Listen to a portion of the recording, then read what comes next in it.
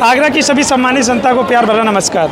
अभी हमारी मौजूदगी आगरा में और आगरा में जन अधिकार पार्टी का युवा संवाद कार्यक्रम युवा सम्मेलन आज यहाँ पर हुआ है और हमारे साथ पूर्व कैबिनेट मंत्री जौनपुर से सांसद और संस्थापक जन अधिकार पार्टी बाबू सिंह कुशवाहा जी मौजूद हैं। आज बातचीत करेंगे क्योंकि आगरा ज़िले में यहाँ पे हज़ारों की संख्या में कार्यकर्ताओं को एकत्रित करने के बाद यहाँ पे जो संदेश दिया गया 27 के चुनाव के लिए, आज वही सभी चर्चा करेंगे। सर बहुत बहुत स्वागत है। बहुत बहुत धन्यवाद अंशु भाई, कैसे हैं आप? बढ़िया जी बताइए।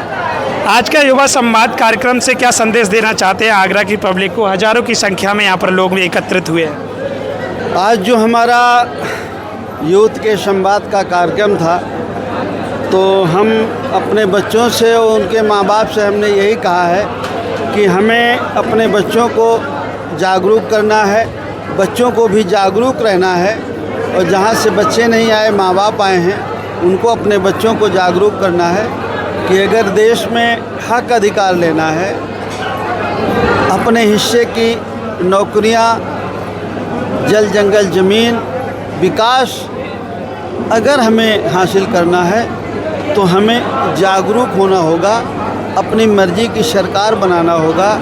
जो पिछले महीने सरकार ने 20 जुलाई को किया, हमारे बच्चों के साथ पैलेट गन का उपयोग किया, आंसू गैस के गोले और जो करंट वाले डंडे थे वो, और सबसे अहम बात है जो डंडों में लोहे की कीलें लगा के मारी गई। बच्चे जो अपने हक की लड़ाई कर रहे थे, लड़ रहे थे, अधिकार मांग रहे थे, जो पेपर आउट हो रहे थे उसमें विरोध कर रहे थे, इसके बदले में सरकार ने जो उनके साथ जलियांवाला बाग जैसा कांड किया, वो उसकी हम सब लोग निंदा की है, हम सब लोगों ने इकट्ठा होकर के। अब ऐसी घटनाएं दोबारा ना हो, इसलिए ज़रूरी है कि इस तरह की सरकार दोबारा ना आए। सर आगरा में क्या राजनीतिक संदेश गया है? क्योंकि आगरा की गलियों में कहीं ना कहीं एक ऐसी कौन सी विधानसभा सीट है, ऐसी खबरें आने लगी हैं कि आगरा में भी जन अधिकार पार्टी का अच्छा खासा दमखम जन अधिकार पार्टी कार्यकर्ता लोग दिखा रहे हैं 27 के चुनाव के लिए। कौन सी वो सीटें हैं?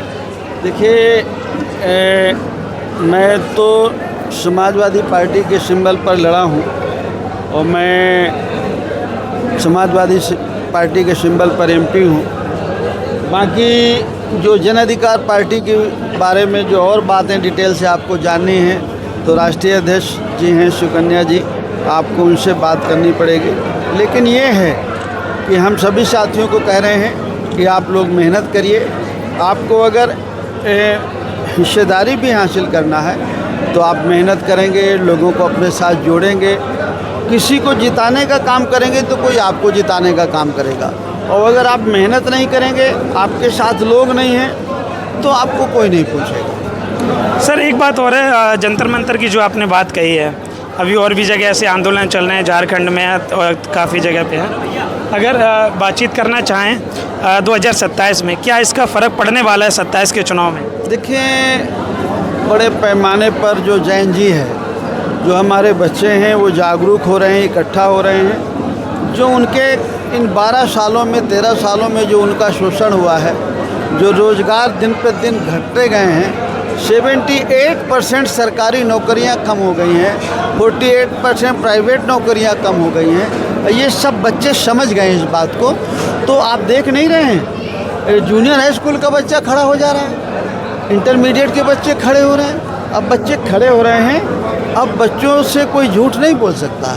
वो जागरूक हैं और अपने हक की लड़ाई वो लड़ने के लिए तैयार हैं। जैन जी, जैन अल्फा पूरा जागरूक है। सर 2027 में इंडिया गठबंधन समाजवादी पार्टी कितनी सीटों जीतने वाली है? कितनी सीटों तक की लड़ाई रहेगी?